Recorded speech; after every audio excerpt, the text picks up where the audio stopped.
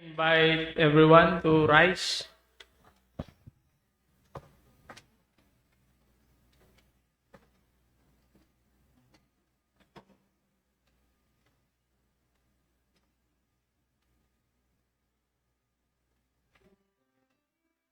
Very Heavenly Father, we thank you for gathering us all today.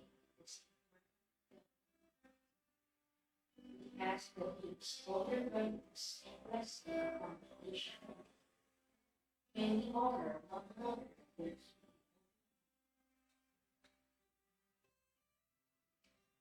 voice and truth and this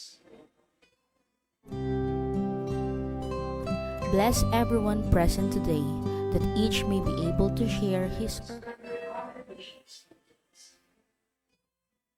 Radically and secret developments, let our saints move and restore peace and goodness for us. We ask for wisdom and grace to use our talents for the betterment of others.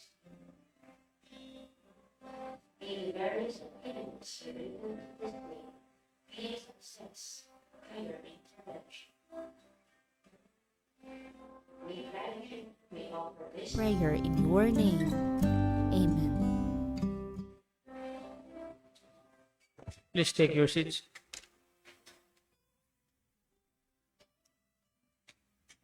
Presiding for today's activity is our Assistant Director.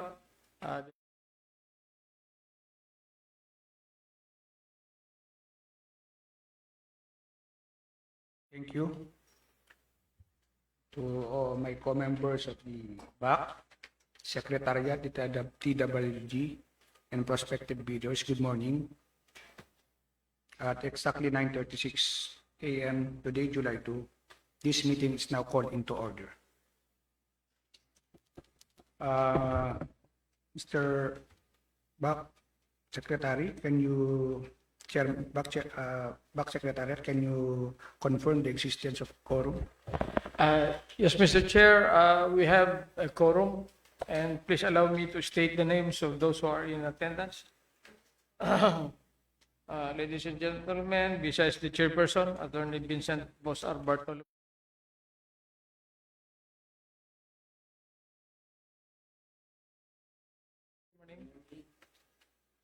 Members, Engineer Benedicto M. Cabral, good morning, sir. Engineer Benedict J. Sagon, good morning, sir. Miss Sofia Batilaran, good morning, ma'am. And Miss Lethelin Sisamos, good morning. Present as well, Mr. Chair, is the provisional member and user, Miss Maylene Soriano, good morning, ma'am.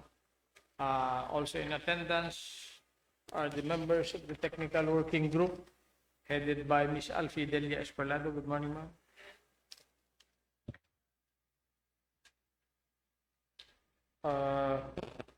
Members,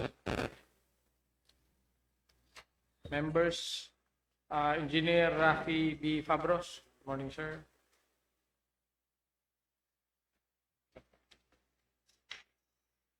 Mr.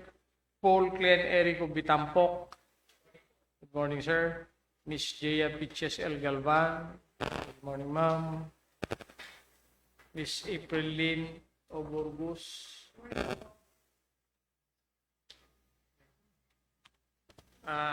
And members of the BAC Secretariat, Mr. Chair, that's all. Order of business. With the existence of quorum to duly conduct business for today's meeting, kindly state the order of business for today's meeting, Mr. BAC Secretary. Yes, Mr. Chair, the following activities will be conducted today at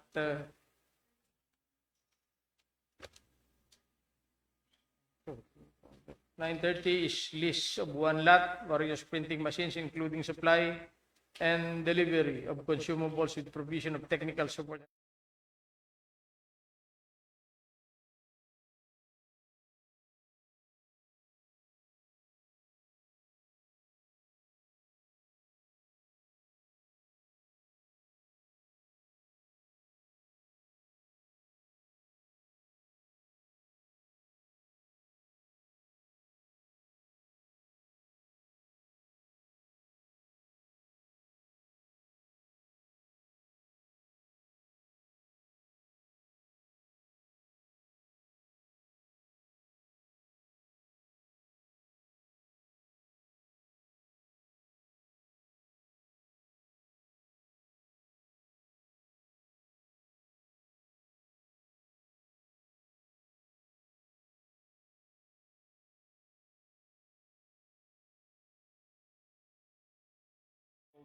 9,945,000 pesos. And the last will be at 1:30, Mr. Chair. Private conference for the supply, delivery, installation, testing of punch pin and die for web machines 1, 2, and 3 under NPO BAC 005-26 with an ABC of 2,496,000 pesos.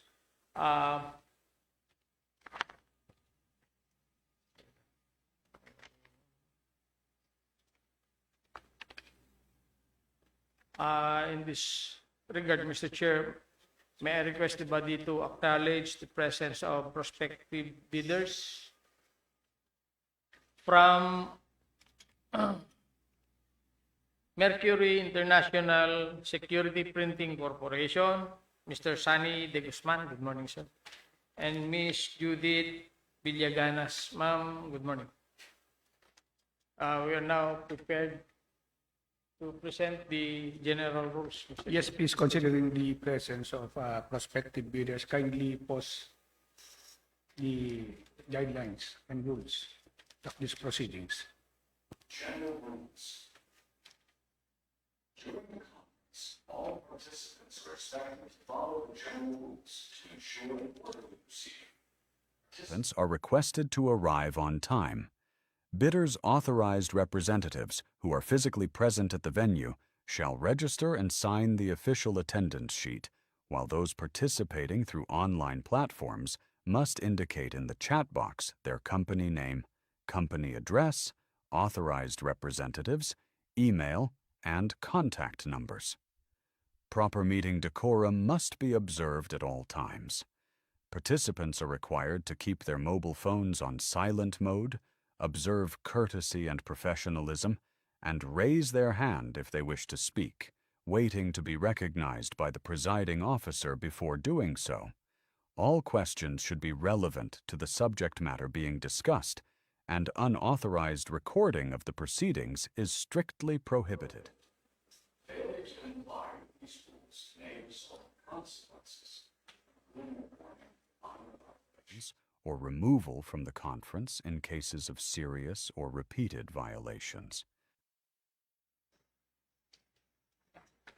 Mr. Chair, in compliance with Section 43 of the IRR of Republic Act 12009,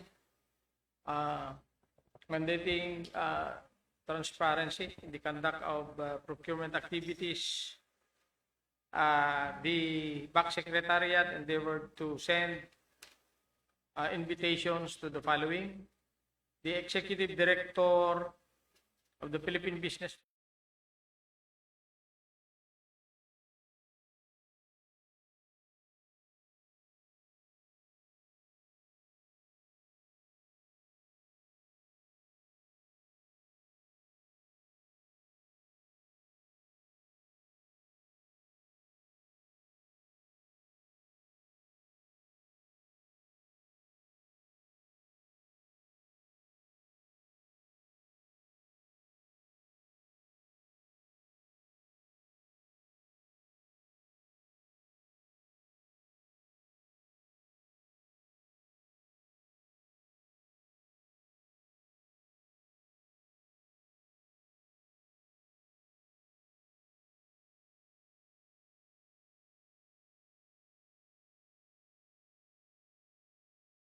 recognize Ms. Jaya Piches Galban and Mr. Paul Glenn Eric Bitampo as presenters. Thank you, Mr. Chair. The beautiful lady and the distinguished gentleman are hereby recognized. Thank you. Good morning, everyone. I am Jaya Piches L. Galban, the NPO BAC Technical Working Group, and I would like to present the bidding document for the project title,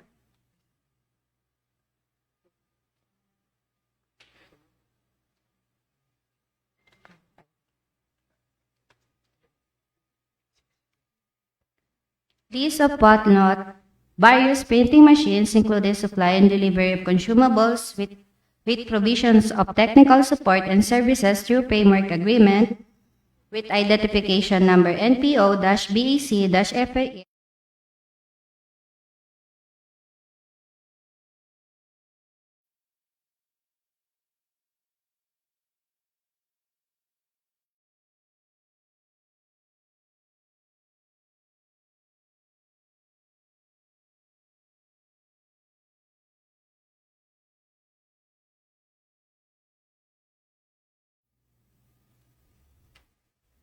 The National Printing Office, through the Republic Fund 2026, intended to apply the sum of 5 million pesos being the approved budget for the contract to payments under the contract of the lease of one lot various printing machines, including supply and delivery of consumables with provision of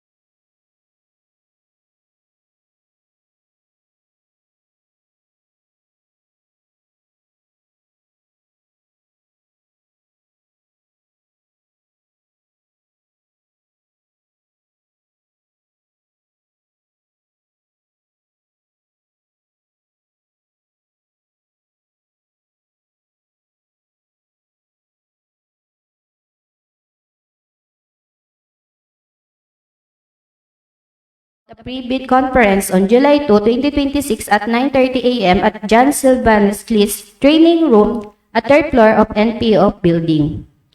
Bids must be duly received by the Bids and Awards Committee Secretariat to manual submission at the National Printing Office, EDSA Corner, Nia North Road, Diliman, Quezon City, on or before July 14, 2026 at 9:13 a.m.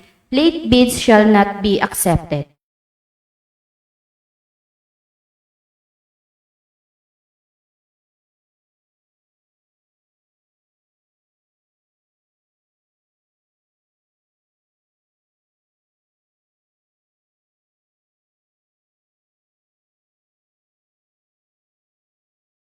Each trading noon, 3rd floor. Bids will be open in the presence of bids representative who choose to attend the activity. Only 2 representatives per bidder will be allowed to enter the venue. The summary of the bidding activity.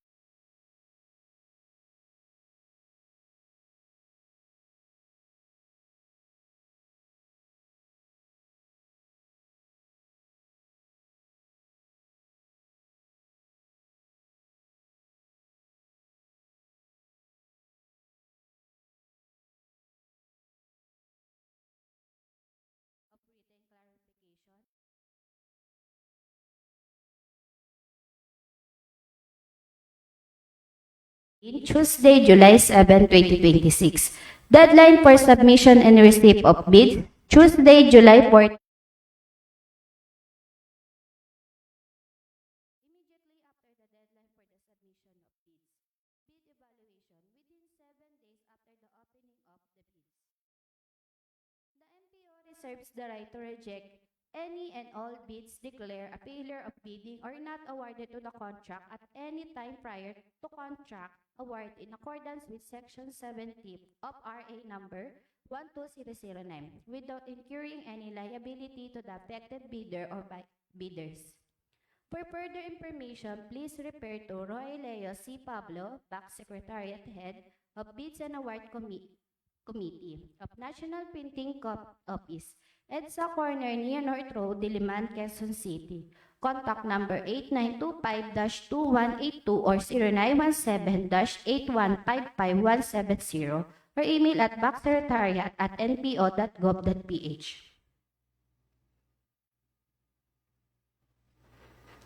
Instruction to bidders. We will read on the most relevant matter regarding bidders' responsibilities.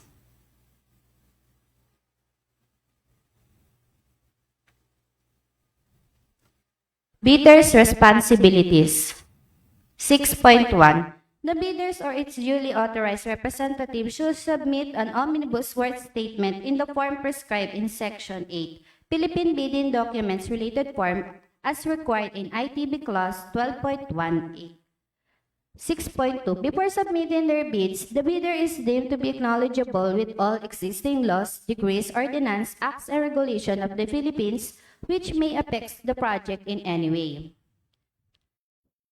The bidder undertook the following responsibilities. A. Took steps to carefully examine and ensure full understanding and comprehension of the bidding document, its requirements, clauses, and provision.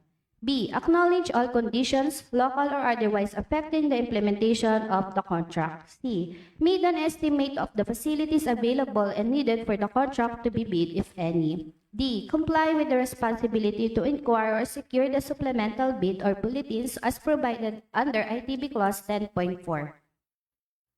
E. Ensure that it is not blacklisted or barred from the bidding by the government of the Philippines or any of its agencies, offices, corporations, or LGUs, including foreign government or foreign or international financing institutions, whose blacklisting rules have been recognized by the GPBB, by itself or by reason for its relation, membership, association, affiliation, or controlling interest with other blacklisted person or entity.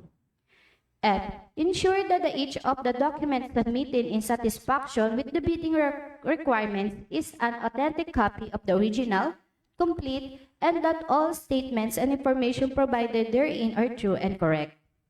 G. Authorize the who or its duly authorized representatives to verify all the documents submitted. H. Ensure that the signatory is the duly authorized representative of the bidder and granted full power and authority to do, execute, and perform any and all acts necessary to participate. Submit the bid, to sign, and execute the ensuing contract accompanied by the duly notarized special power of attorney, board, or partnership resolutions or secretary's certificate, whichever is applicable. I. Comply with the disclosure provision under Section 81 and 82 of RA number 12009 and its IRRR in relation to other provision of RA 3019. Complied with the existing labor laws and standards in the case of procurement of services, moreover the bidder undertakes to. I. Ensure that the entitlement of workers to wages, hours of work, safety and health and other prevailing condition of work as established by national laws, rules and regulations, or collective bargaining agreement, or arbitration award if and when applicable.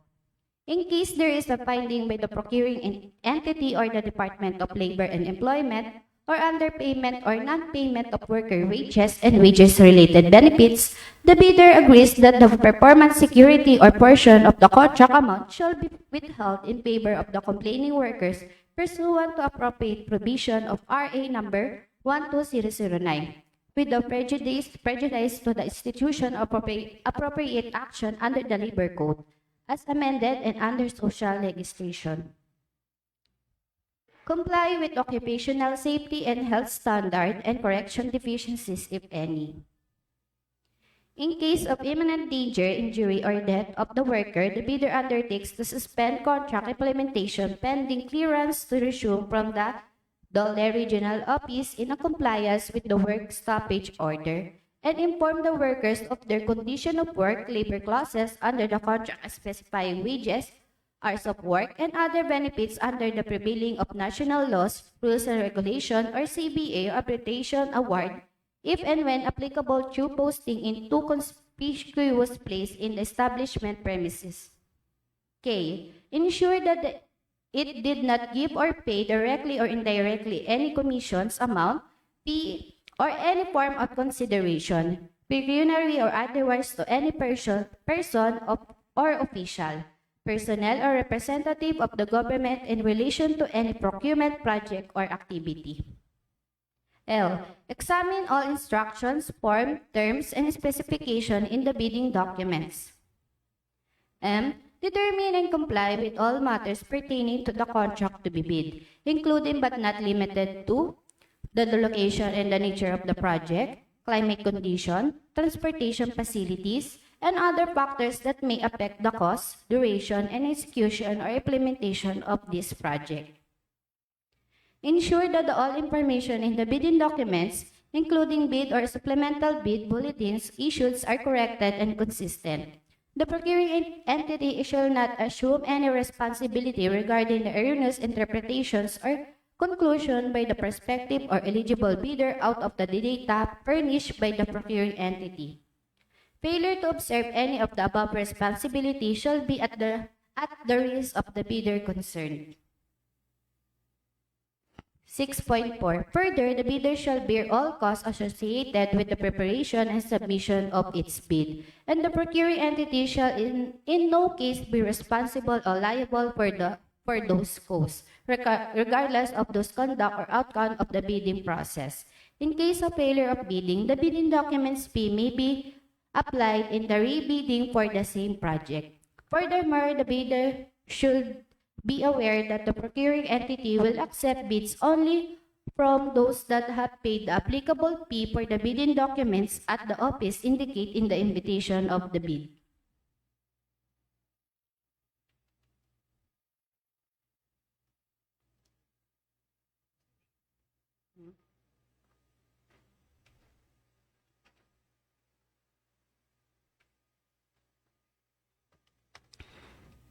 Section 6, Bid Data Sheet. Section 3, Bid Data Sheet.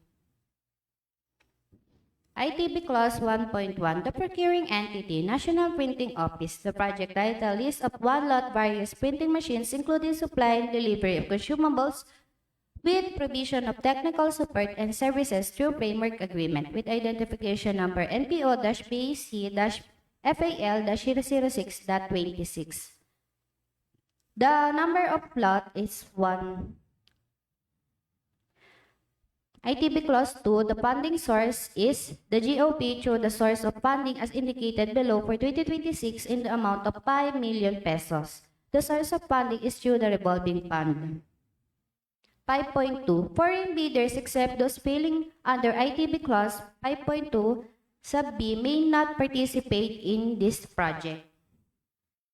5.4. The bidder's SLCC similar to the contract to be bid should have been completed within 5 years prior to the deadline for the submission and receipt of bids. ITB Clause 5.5.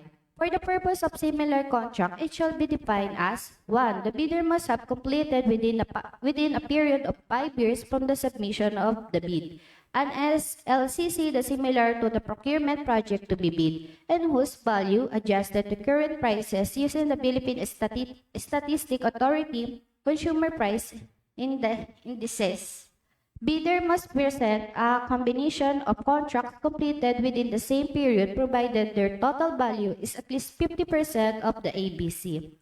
Thus, the bidder should have completed at least one similar contract amounting to at least 25% of the ABC, and the bidder should have completed other contracts, whether similar or not, with aggregated amount of at least 25% of the ABC. 2. Classified as similar contract. List of printing machines or security printing services.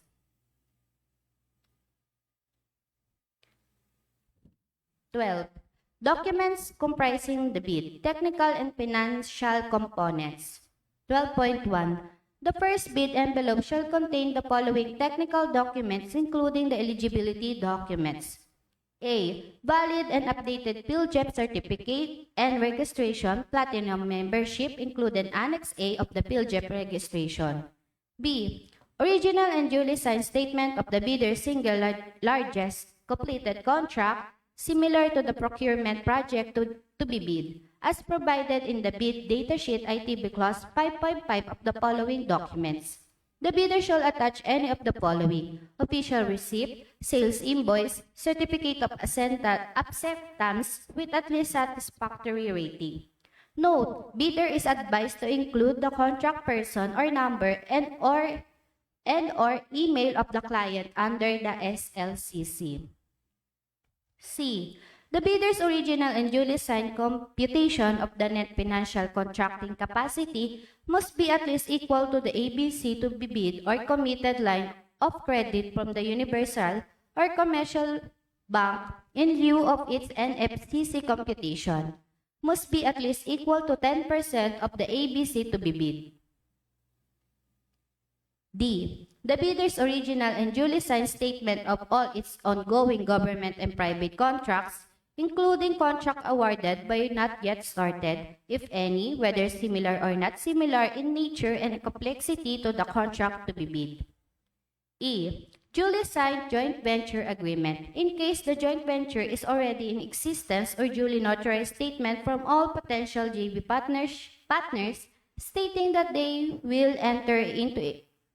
Abide by the provision of the JBA in the event that the bid is successful.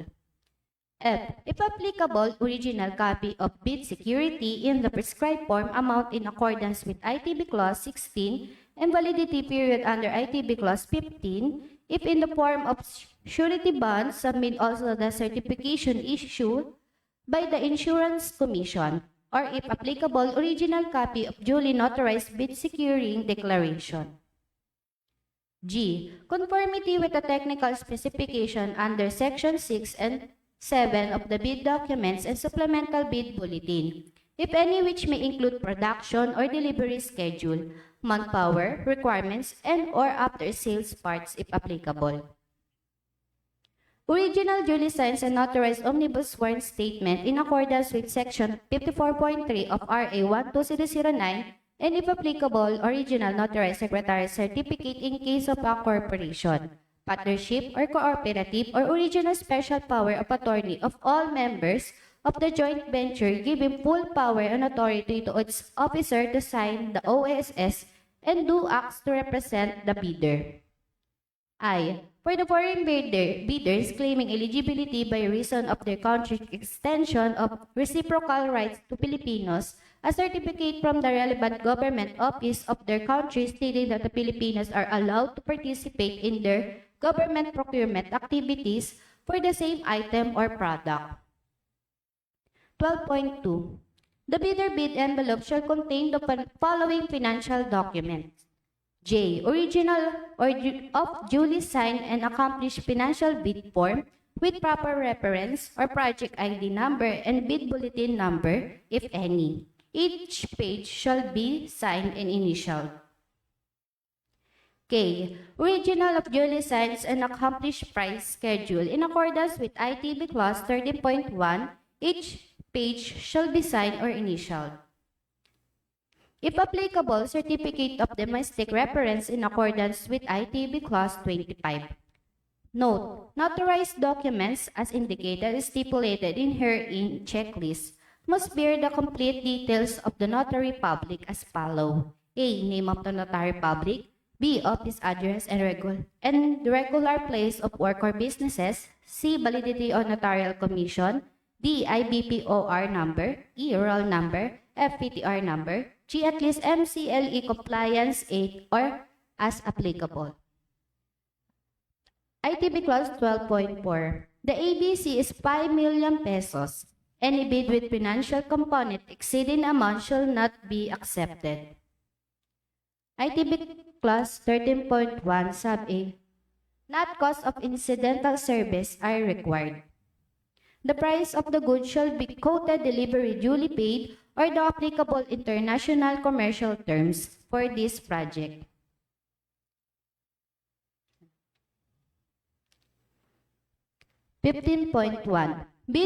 Bids will be valid for 120 calendar days from bid opening. 16.1. The bid security shall be in the form of a bid securing declaration or any of the following. 1. The amount of not less than 2% of the ABC of 100 or 100,000 pesos if bid security is in cash or cashier's manager checks. 2. The amount of not less than 5% of the ABC or 250,000 if bid security is in the bank draft, guarantee, irrevocable LOC surety bond.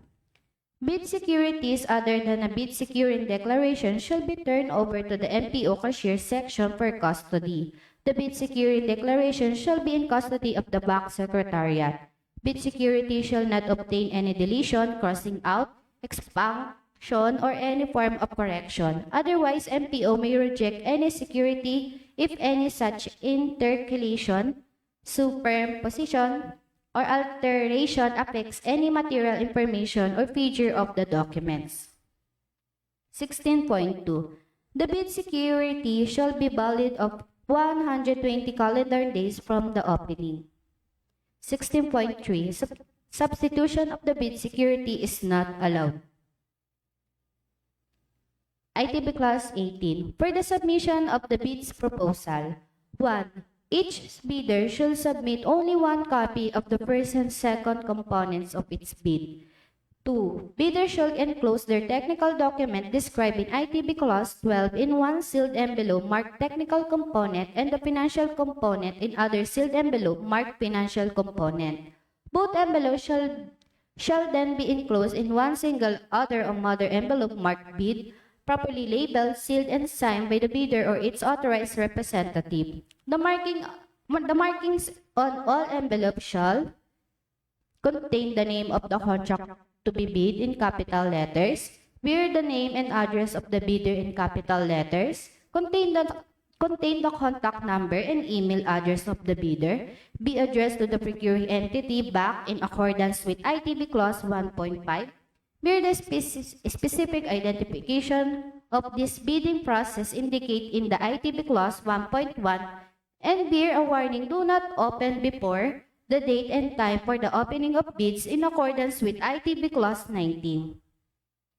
To facilitate the receipt and classification of bid envelopes, outer or mother envelope shall be in color red. The inner envelope containing technical proposal shall be blue. The inner envelope containing financial proposal shall be green. The post-qualification document shall be brown. Bids envelope and that are not properly sealed and marked as required in the bid document shall be accepted, provided that the bidder or its duly authorized representative shall acknowledge such condition of the bid as submitted. The BAC shall assume no responsibility for misplaced or lost contents of the improperly sealed or marked bid, or for its premature opening. And on the other hand, unsealed and or unmarked bid envelopes or bids that cannot be opened or corrupted in case of online submission shall be rejected. Note: notarized document as indicated or stipulated in herein checklist must bear the complete details of the notary public as follow. A. Name of notary public, office address and regular place or of work or business, validity of notarial commission, IBPOR number, roll number, PTR number, at least MCLE compliance 8 or as applicable.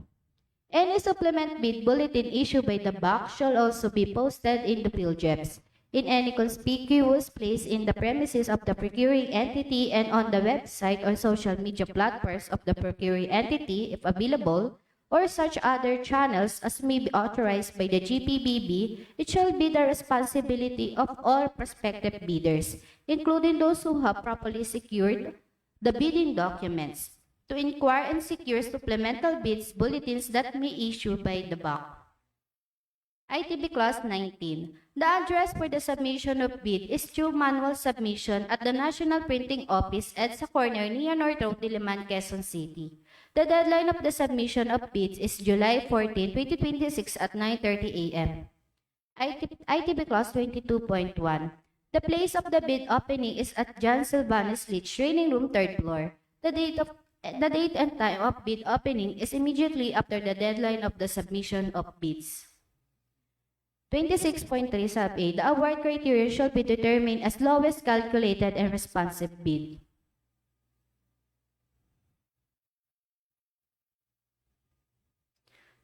(27.1) Post-qualification documents may be submitted during the bidding, but this does not disqualify bidder who will not submit post-qualification documents during bid submission within an extendable period of 5 calendar days from receipt by the bidder of the notice from BAC that is submitted the lowest calculated bid or single calculated bid. Said bidder shall submit the following post-qualification documents. 1. When applicable, copies of contract, purchase order, notice to proceed, notice of award, letter of extension duly signed by the same individual whose name and signature appears on the original contract or his or her authorized representative, but with a corresponding letter of authority designating the sanction or endorsed signatory of project or stated in the statement of all ongoing projects, including those awarded but not yet started. 2. Valid SEC registration or DTI registration. 3. Bylaws or as applicable. 4. Articles of incorporation and amendment articles of incorporation as applicable. 5. Updated general information sheet duly stamped received by the SEC or any proof of receipt of submission made thereto as applicable. 6. Valid mayor's permit. 7. Updated and renewed tax clearance. 8. Latest income and business tax returns filed manually or with EFPS. 9. Updated and latest audited financial statement with proof of receipt by the BRI or its duly accredited and authorized institutions. 10. Documents of submission under Section 7, if any. Note. Photocopy documents submitted shall be initialed or signed by the authorized representative. During the inspection of the post-qualification team, the winning bidder shall be present the original copies of these documents for comparison. In the event that the site inspection cannot be undertaken, it is the ability of the winning bidder to present the original post-qualification documents for the comparison within the post-qualification period. In compliance with the requirement specified in these bidding documents and Section 63.3 of the IRR of RA 12009, the BAC shall verify and validate the veracity, authenticity, and validity of all eligibility documents supporting the PhilJEP Certificate of Registration, Platinum Membership, and all the other statements made and documents submitted by the bidder with the LCB. Using the non-discretionary criteria as stated in the bidding documents, the criterion shall consider but should not be limited to the following. A. Legal requirements to verify, validate, and ascertain licenses, certificates, permits, and agreements submitted by the bidder. The fact that it is not included in any blacklist as provided in Section 54 of this IRR. For this purpose, the GPBB shall maintain a portal which contains the consolidated file of all blacklisted suppliers, contractors, and consultants. B. Technical requirements to verify and validate the bidder's stated compliance with the requirements specified in the bidding documents. C. Financial requirements to verify and validate the bid price proposal for the bidder and, whenever applicable, the required committed line of credit in the amount specified and over the period stipulated in the bidding documents, or the bidder NFCC to ensure that the bidder can sustain the operating cash flow of the transaction. 13.3. The performance security shall be in the form of performance securing declaration as an option, if under framework agreement arrangement or any of the following. 1. The amount of not less than 5% of the total contract price if performance security is in guarantee. The amount of not less than insert 5% of the total contract price if performance security is irrevocable LOC, or the amount of not less than 30% of the total contract price if performance security is surety bond. Section 4. General Condition Contract. This is a template. Any changes will be seen on Section 5.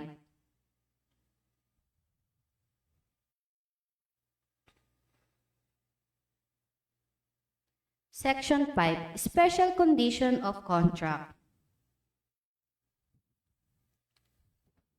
1. The procuring entity is National Printing Office. 1. The funding source is the GOP through the source of funding as indicated below for 2026 in the amount of 5 million pesos. The source of funding is through the revolving fund. 1D. The project site is the National Printing Office at the corner near North Road, Diliman, Quezon City.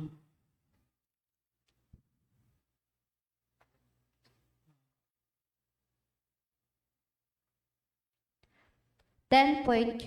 The terms of payment shall be upon delivery and acceptance of the services and goods as stipulated in the call-off. 16.1. The inspection and tests that will be conducted are the ones issued by the MPO as the need arises. 17.3. 1 year after acceptance by the procuring entity of the delivered services. Section 6. Schedule of Requirements. The delivery schedule expressed in weeks or months indicated in the required delivery date, which shall be understood as the date the goods are to be delivered to the project site. Total approved budget for the contract, 5 million pesos. Framework Agreement Effectivity Lease Period, 1 year. Delivery Terms. Delivery schedule. The winning bidder shall provide a detailed work plan, if applicable, on the delivery, installation, testing, and commissioning of equipment within 3 calendar days upon signing of the framework agreement, and the deployment of machine within 45 calendar days upon signing of the framework agreement. Terms of payment. Payment shall be made on or per call-off or running basis and or from income realized by MPO from whatever sources, excess income, aids, grants, congressional appropriation, etc.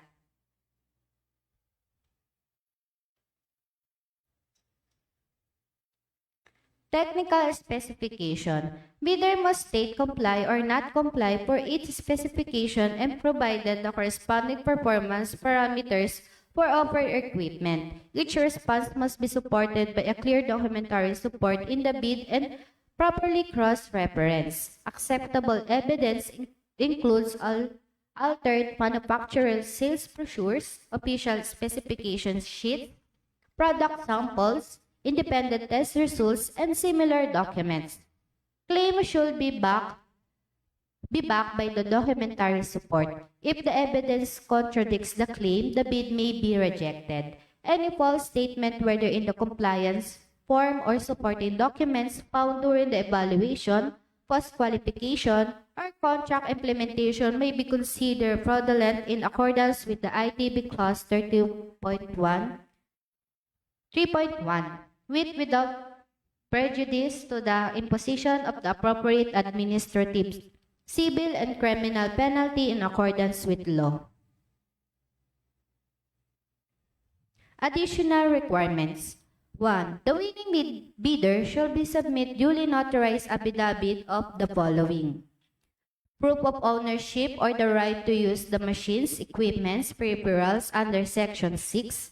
Guarantee that the printing machines or equipment and peripherals shall meet the printing requirements provided in Section 7, technical specification of the herein bidding documents, and that the parts needed for the repair of the printing machines, equipment, peripherals shall be available for 1 year for the receipt of the notice to execute framework agreement. And guarantee of the availability of at least 2 or more service technicians as deemed necessary during operation. 2. Service technician shall perform or conduct the needed preventive maintenance on a monthly basis to ensure continuity of operation, to prevent the breakdown of the leased machines, equipments, peripherals, as well as the necessary repair as the need arises.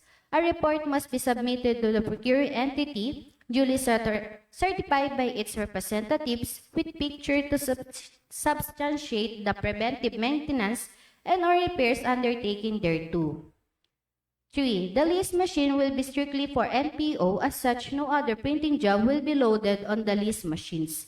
Random or unannounced inspection will be conducted regularly. Violation thereto shall be grounds for termination of the lease contract. 4. The winning bidder shall insure all the leased machines and equipment, peripherals, and related material with a reputable insurance company for the duration of the term of the lease to recompense or recompensate NPO for any probable damage as a result of fire, earthquake, floods, civil disturbance, theft, and vandalism. Failure to obtain such insurance shall render the bidder liable for any loss or damage resulting therefrom, and shall thereby indemnify NPO for any and all loss or damage it may incur as a result of such failure to obtain insurance. The bidder shall provide a certification as proof of its compliance to the above-mentioned condition or requirements. 5. The replacement of spare parts shall be for the account of the winning bidder. 6. In the event of the deficiency and or shortage of consumables or paper, supplies, materials, units of bottles of inks, and the likes as indicated in the bidding documents, the supplementary requirement necessary for the completion of project shall be provided by the winning bidder at no additional cost to NPO. Section 8. Philippine Bidding Documents Related Form. That's all. That's all po. Thank you. That's all, Mr. Chair. Thank you po.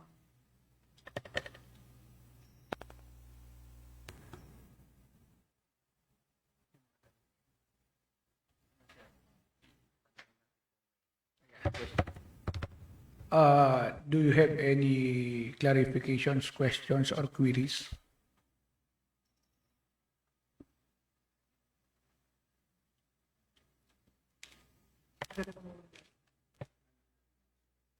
Mr. Chair. Yeah, so with that, thank you for participating in this pre-bid, and you may now excuse. You are now excused. Thank you.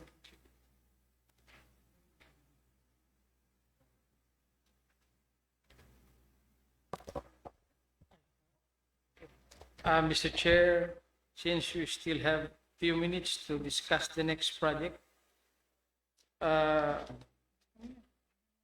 may we discuss this concerning the letter of Ms. Hilda E. Santos? Yes, please.